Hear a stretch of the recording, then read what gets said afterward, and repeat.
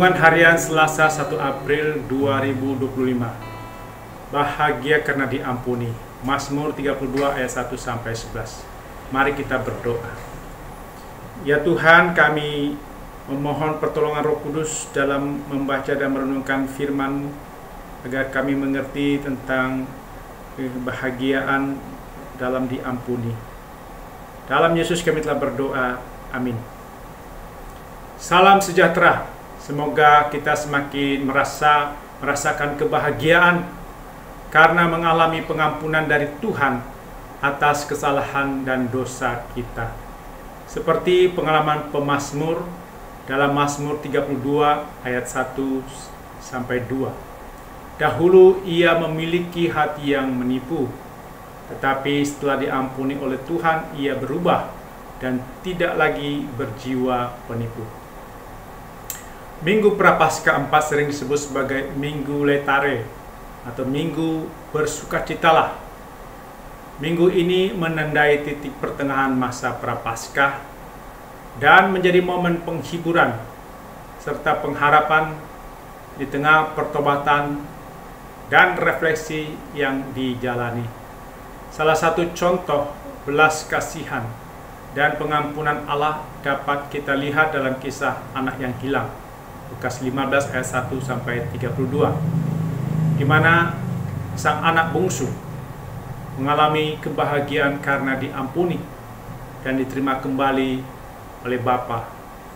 Sementara anak sulung justru tidak merasakan sukacita karena hatinya penuh dengan kepahitan. Minggu Prapaskah 4 membawa harapan bahwa penderitaan bukanlah akhir segalanya.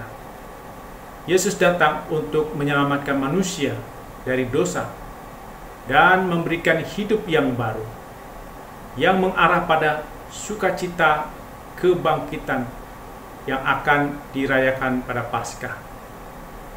Masa ini mengingatkan kita untuk memperbarui iman, semakin mendekat kepada Tuhan dan mengalami sukacita sejati dalam kasih-Nya. Di tengah perjalanan pertobatan, Allah tetap menyertai kita dengan kasih dan penghiburan-Nya. Mazmur 32 menjelaskan tentang pengampunan yang membawa kebahagiaan. Mazmur 32 mengucapkan syukur dan kebahagiaan karena pengampunan dari Tuhan. Pemazmur menceritakan penderitaannya saat berusaha menyembunyikan dosa, hingga akhirnya ia mengakuinya dengan jujur di hadapan Tuhan dan menerima pengampunannya. Pengakuan dosa merupakan bentuk kerendahan hati dan kejujuran terhadap diri sendiri. Ketika pemazmur tidak jujur dan menyembunyikan dosanya, ia mengalami penderitaan yang begitu dalam hingga berdampak pada kondisi fisiknya. Tulang-tulangku menjadi lesu karena aku mengeluh sepanjang hari. Mazmur 32 ayat 3.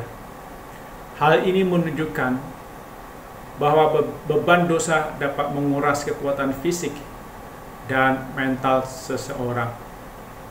Pengakuan dosa di hadapan Allah merupakan sesuatu yang penting dan menjadi jaminan perlindungan serta bimbingannya bagi mereka yang hidup dalam pertobatan.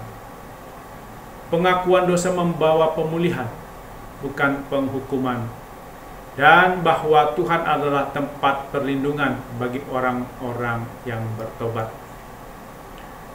Dalam kehidupan sehari-hari, ada jemaat yang mengalami kesulitan ekonomi, sakit penyakit, kedukaan, masalah keluarga, dan pergumulan pendidikan anak.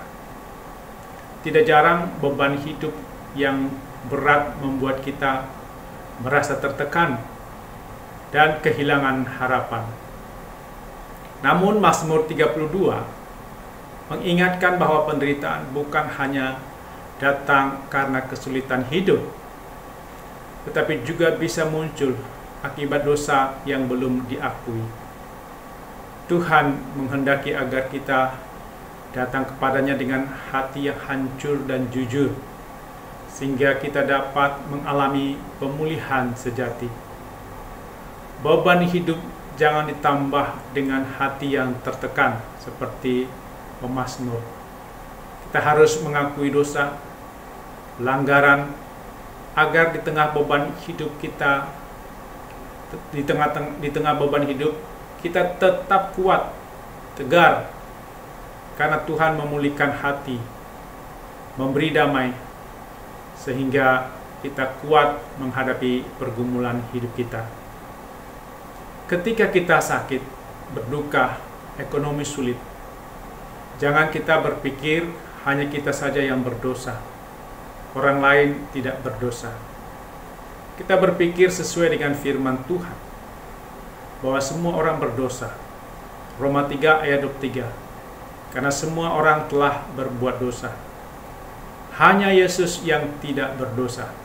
2 Korintus 5 ayat 21. Dia yang tidak mengenal dosa. Kita tidak boleh menghakimi bahwa penyakit, kedukaan, kesulitan ekonomi, bencana, kecelakaan yang dialami orang lain itu karena ada dosa yang disembunyikan. Kita sama-sama orang berdosa. Jangan menghakimi satu dengan lainnya.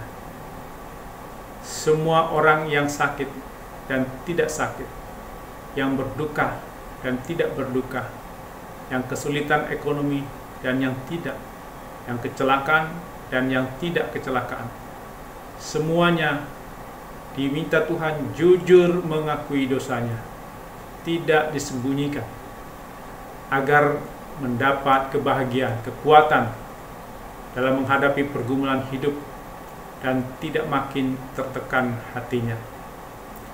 Dalam Perjanjian Lama terdapat pemahaman bahwa dosa dan penyakit seringkali berkaitan, seperti dalam Bilangan 12 ayat 10 ketika Miriam terkena kusta akibat dosanya.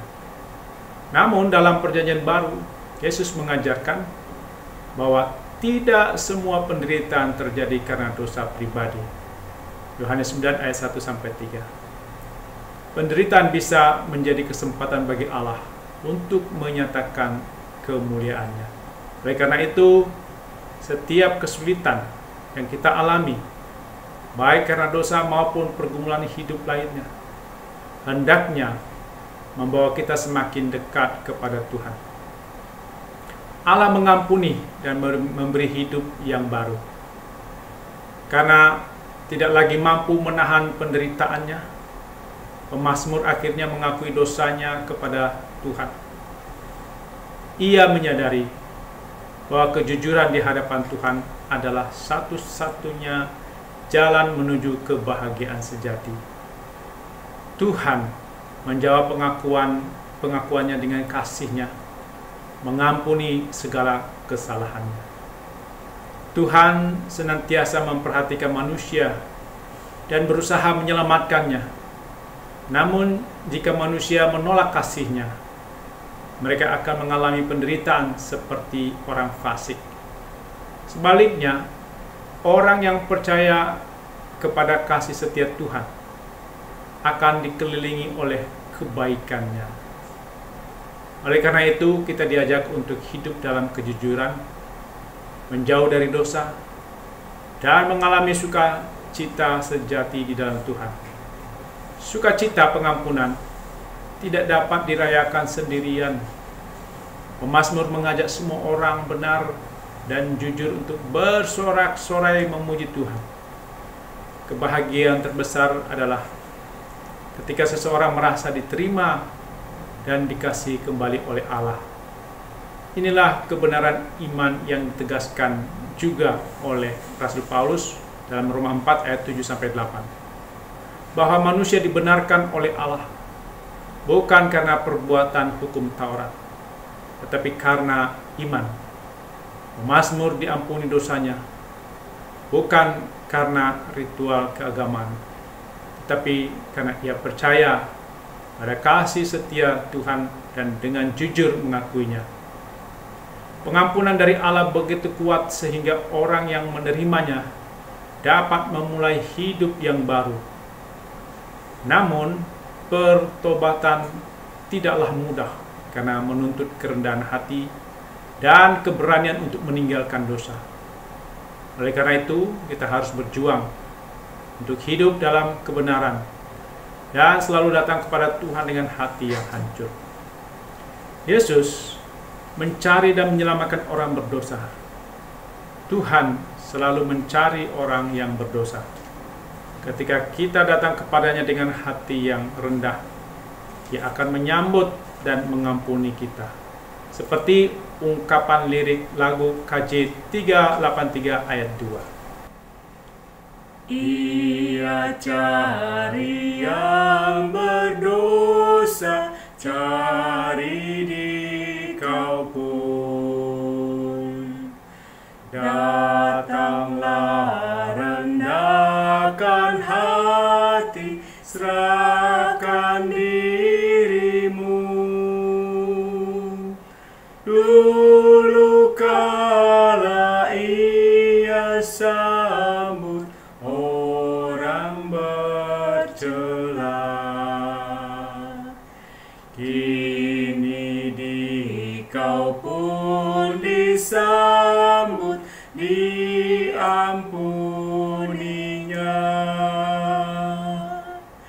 Baik kemarin, hari ini, selama-lamanya. Yesus Kristus tak berubah, puji namanya. Puji namanya. Puji namanya. Yesus Kristus tak berubah, puji namanya. Amin. Mari kita berdoa. Ya Tuhan, kiranya kami semakin merasakan kebahagiaan karena mengalami pengampunan dari Tuhan atas kesalahan dan dosa kami. Kiranya kami diubahkan untuk tidak lagi berjiwa penipu, tetapi hidup dalam kejujuran dan kasih-Mu. Dalam nama Yesus kami berdoa. Amin.